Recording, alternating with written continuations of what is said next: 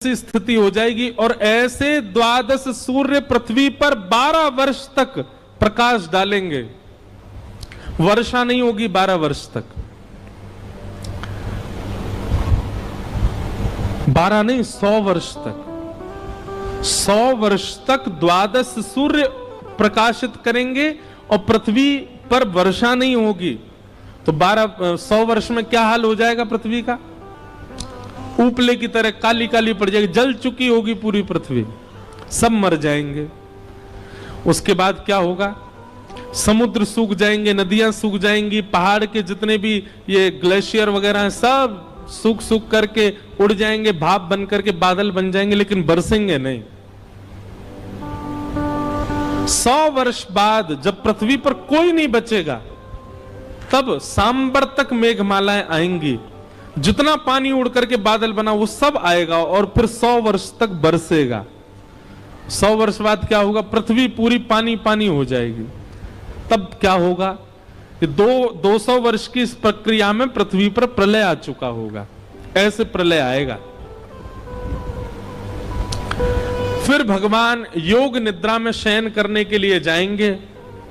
अच्छा, प्रलय कब आता है? जब भगवान को नींद आती है। ठाकुर जी का जब एक दिन पूरा होता है तब प्रलय आती है। अब सुनो, ठाकुर जी का एक दिन कितना बड़ा होता है।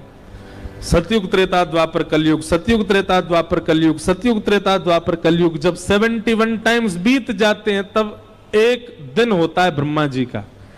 ऐसे ब्रह्मा जी जब 100 साल के होते हैं तब भगवान का एक दिन होता है। सोचो, ठाकुर जी को पता भी होगा कि इंद्रेश कौन है? नहीं पता होगा उनको। ठाकुर जी को पता भी होगा कि हम आप सब कौन हैं, हमारे कितने जन्म हो जाते हैं, कितना ठाकुर जी की एक पलक झपकने में हमारे असंख्य जन्म हो जाते हैं। ये विराट पुरुष की बात कर रहे हैं हम, विराट परमात्मा जो पूरी पृथ्वी का सृजन करते हैं। ऐसे भगवान योग निद्रा में चले जाते हैं। पूरी पृथ्वी ब्रह्मांड सब उनके उदर में चला जाता है। भगवान सोते हैं, फिर एक रात तक सोते हैं, मतलब जितने दिन ये निकले उतने दिन तक फिर ठाकुर जी सोते हैं। उसके बाद वेद भगवान की स्तुति करते हैं कि नाथ उठ जाओ। तब ठाकुर जी उठ करके बैठते हैं और जैसे ही ठाकुर जी उठते हैं मन करता है एको हम बहुश्याम, मैं एक हूं, अकेला हूं, बहुत होना चाहता हूं। तभी नाभि से कमल उत्पन्न होता है, कमल के ऊपर ब्रह्मा प्रकट हो जाते हैं। ब्रह्मा को भगवान आज्ञा करते हैं सृष्टि करो। ब्रह्मा जी कहते हैं कैसी सृष्टि करूं? बोले जो कर्म भी करे और मेरा भजन भी करे, अपने कर्म फल से निवृत्त भी हो जाए, मेरी प्राप्ति भी करे, ऐसी सृष्टि करो। तब ब्रह्मा जी बहुत सारी सृष्टि करते हैं। सबसे पहले उद्भिद, पेड़ों को बनाते हैं। उसके बाद जरायुज, उद्भिद, उद्भिद के बाद अंडज, अंडज के बाद स्वेदज, स्वेदज के बाद जरायुज। इस प्रकार 4 प्रकार की सृष्टि बनाते हैं। उद्भिद किसको कहते हैं? पेड़ पौधों को। इनके बाद बनाते हैं अंडजों को, अंडे से पैदा होने वालों को। उसके बाद बनाते हैं स्वेदज, यानी गंदगी से उत्पन्न होने वाले कीड़े मकोड़े, कीटाणु आदियों को। और उसके बाद बनाते हैं जरायुज, जरा में लिपट के पैदा होने वाले गैया, भैंस, हाथी, घोड़ा आदि आदि, ये सब। लेकिन एक भी जीव अभी तक ऐसा नहीं बना जो कर्म भी करे और भजन भी करे। तब ब्रह्मा जी ने भगवान से प्रार्थना की कि कुछ अनुग्रह करो। तब भगवान ने उनको चतुश्लोकी भागवत प्रदान करी। उस चतुश्लोकी भागवत का एक पुरुषण किया, 1 लाख 1.25 लाख जाप किया। 1.25 लाख जाप के बाद ब्रह्मा जी ने फिर सृष्टि की तो प्रथम मानव की रचना हुई। और प्रथम मानव कौन थे? सनक सनंदन सनातन सनत कुमार। इनको जैसे ही बनाया तो प्रथम मानव भगवान के रूप हो गए। ब्रह्मा जी ने 10 पुत्र और बनाए, पर 10 के 10 भगवत भजन में लीन होने लगे। तब ब्रह्मा जी के ललाट का भेदन करके महादेव रुद्र प्रकट हो गए। भगवान रुद्र से कहा कि तुम भी सृष्टि करो। महादेव बोले हमसे मत करवाओ। क्यों? हम तो भजन करने आए हैं। ब्रह्मा जी थोड़े नाराज हो गए, बोले सब भजन ही करोगे, कर्म कौन करेगा? अरे पहले जितने जीव बनाए सब कर्म करने वाले हो रहे थे, भजन नहीं कर रहे, और अब सारे भजन करने वाले हो रहे हैं। महादेव ने मन में विचार किया कि नहीं, पिताजी को दिखाई देते हैं हम करके। बताइए पिताजी क्या करना? बोले सृष्टि करो। डायग्राम बता दिया, मानव ऐसे बनाना है, उसकी इतनी आंख बनानी है, ऐसे नाक बनानी है, कान बता दिया होगा ब्रह्मा जी ने। महादेव बोले ठीक है पिताजी, अब आप थोड़ी देर आराम करो, हम करके आते हैं सृष्टि। ये पर मुंह नहीं बनाया उसका। बोले पिताजी ने भी ये इतना भारी सा रख दिया सिर के ऊपर, इसकी कोई आवश्यकता नहीं, बिना इसके जीवित रहे ऐसा मानव बनाऊंगा। तो महादेव तो इनोवेशन करने लगे, नई नई चीजें बनाने लगे, बिना सिर वाले आदमी बना दिए। और विपुल मुख काहू, किसी के बहुत सारे सिर बना दिए, लिए घूम रहा है महाराज इतने सारे सिर।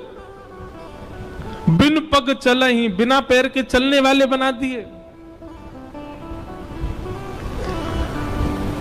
ऐसी विचित्र सृष्टि बनाई। अच्छा, ब्रह्मा जी ने सब लिखा है, मानव ये खाएंगे, ये पिएंगे, ऐसे रहेंगे।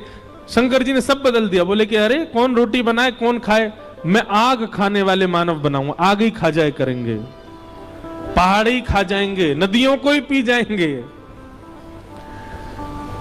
ब्रह्मा जी थोड़ी देर आराम किए, थोड़ी देर बाद सोचे कि चलो देखें शंकर जी कैसी सृष्टि कर रहे हैं।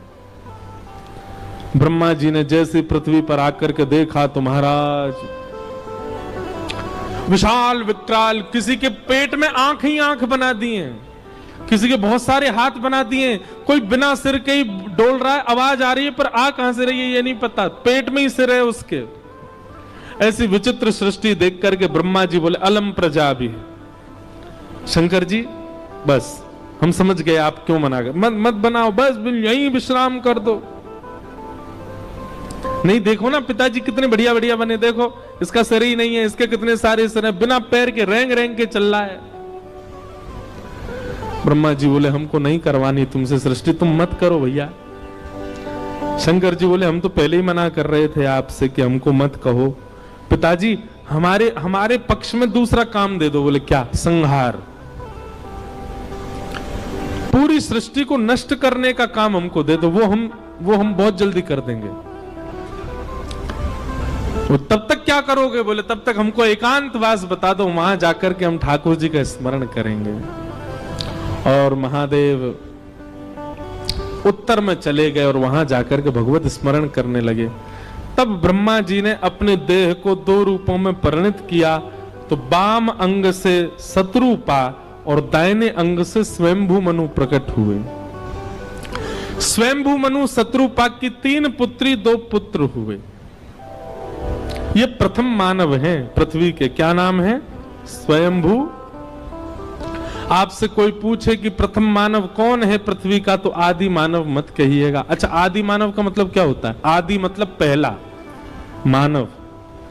तो आदि मानव कोई नाम नहीं है, आदि मानव प्रश्न है। कौन है आदि मानव? तो उत्तर दीजिए। स्वयंभू मनु। कौन है? स्वयंभू मनु। और हम मानव क्यों कहलाए जाते हैं? क्योंकि हम मनु के संतान हैं, इसलिए हमको मानव कहा जाता है। स्वयंभू मनु शत्रुपा की 3 पुत्री 2 पुत्र हुए। आकुति, देवहूति, प्रसूति, ये 3 बेटी और 2 पुत्र हुए प्रियव्रत, उत्तानपाद। अब यहां पर देवहूति माता का प्रसंग सुनाया गया, बहुत ध्यान से सुनना, बड़ी अच्छी कथा है।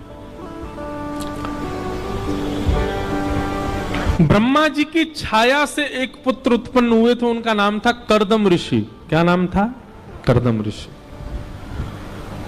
कर्दम ऋषि ने 1000 वर्ष तक तपस्या की, और तपस्या के बाद जब भगवान प्रकट हो गए तो भगवान से उन्होंने एक विचित्र वरदान मांगा। भगवान बोले वरदान मांगो, क्या चाहिए कर्दम ऋषि? तो कर्दम ऋषि वरदान मांग रहे हैं। तथा सचाहम परिवोडु काम समान शीलाम ग्रह में दधेनुम उपेयवान् मूलमशेषमूलम्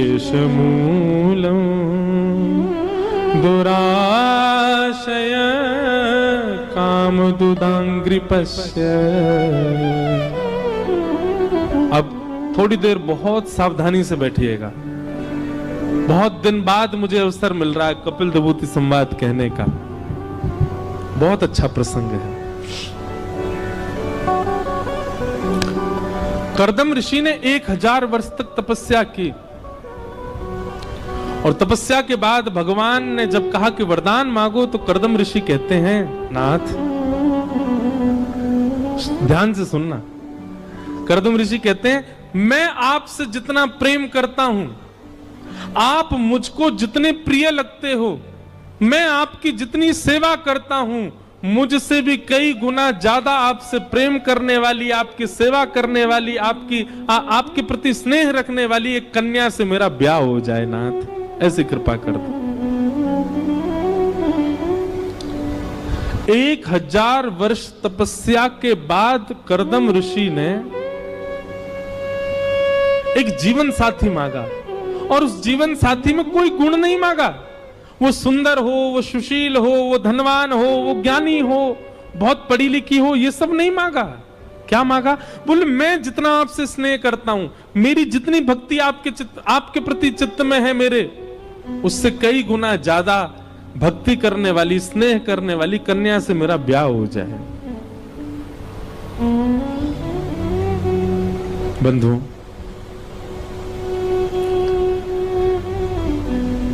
जीवन साथी का अनुकूल मिलना यह भी भगवत कृपा है।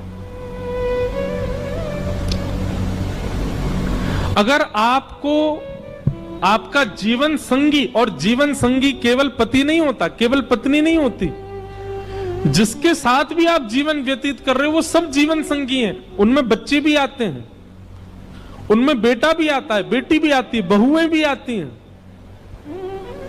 लेकिन फिर भी कई बार सब अनुकूल ना मिले, लेकिन पति या पत्नी अनुकूल मिल जाए तो भी जीवन थोड़ा आसान हो जाता है।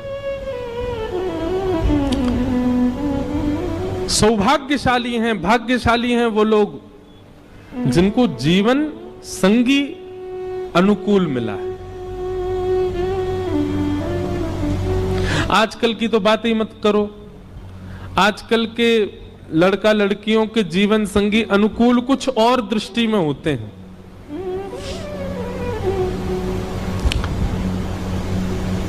आजकल के लोगों के लिए तो जीवन संगी अनुकूल तब माना जाएगा कि लड़की व्यसन करती है, लड़का भी व्यसन वाला ही चाहिए। लड़का ब्याह क्यों नहीं कर रहा?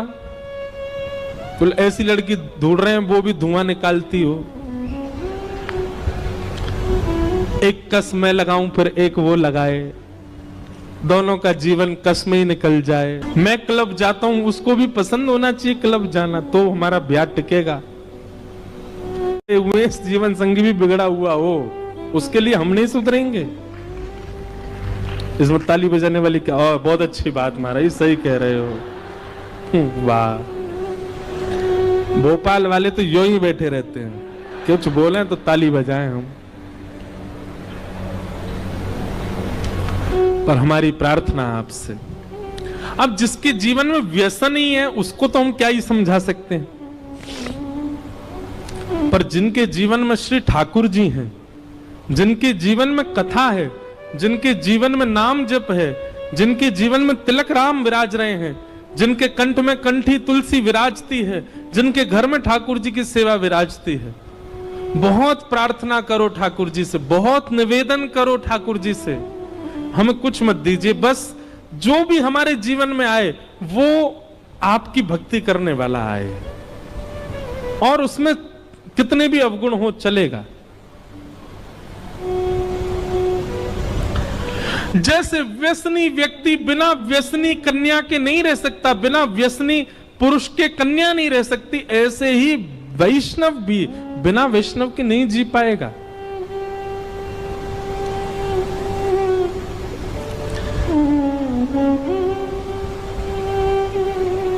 और केवल पत्नी पति की कामना क्यों? अरे विवाह होने के बाद भी ठाकुर जी से यही कामना करो, हे नाथ हमें ऐसी संतान दो जो हमसे ज्यादा आपका भजन करे, हमें ऐसी संतान दीजिएगा जो हमसे ज्यादा आपको वृंदावन, हमको वृंदावन ले जाया करे, हमको कथाओं में ले जाया करे। हमें ऐसी संतान देना जो हमसे ज्यादा संत सेवा करे, गौ सेवा करे। कामना करो।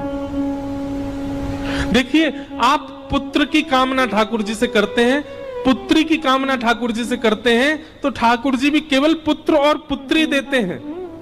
लेकिन आप भक्त पुत्र की कामना करते हैं, भक्ति पुत्री की कामना करते हैं, भक्त पति की कामना करते हैं, भक्तिमती पत्नी की कामना करते हैं, तो फिर ठाकुर जी पुत्र पुत्री पति पत्नी नहीं देते, स्वयं आते हैं, ठाकुर जी खुद आते हैं।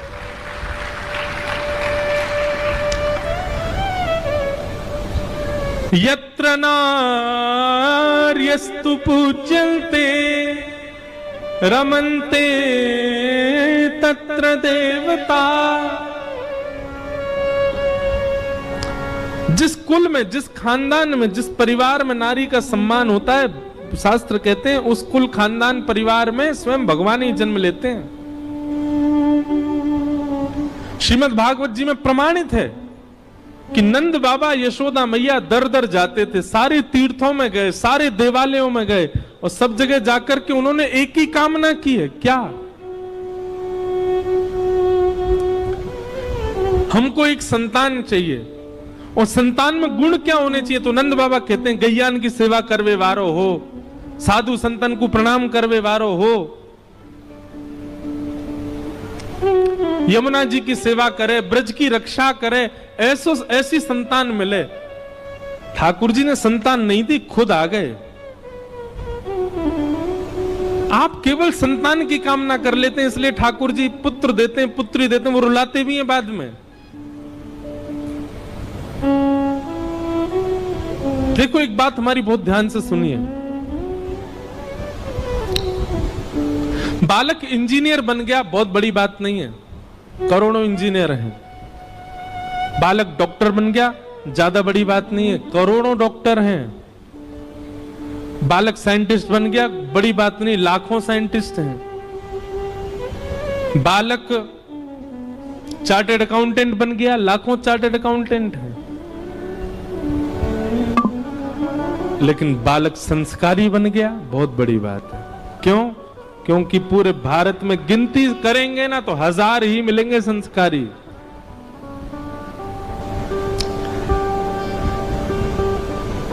यूपीएससी क्लियर करने वाले को इतनी बधाइयां क्यों दी जाती हैं? क्यों? क्योंकि यूपीएससी क्लियर करने वाले बच्चे बहुत कम हैं भारत में।